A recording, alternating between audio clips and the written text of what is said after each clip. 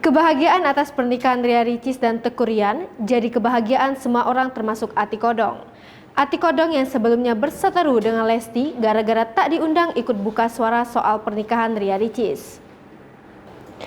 Setelah melaksanakan akad dan resepsi, kini Teuku Ryan dan Ria Ricis siap membina biduk rumah tangga.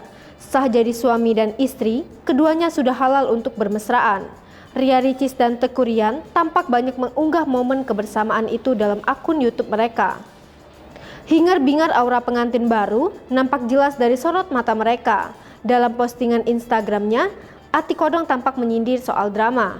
Menurut Ati Kodong, pernikahan Ria Ricis dan Teuku Ryan benar-benar sakral tanpa adanya drama. Bukan cuma itu saja, bak sindir Lesti, Ati Kodong juga mengaku menyukai pasangan Ria Ricis dan Teuku Ryan. Ia juga ikut senang karena semua kerabat dan teman Ria Ricis semuanya hadir.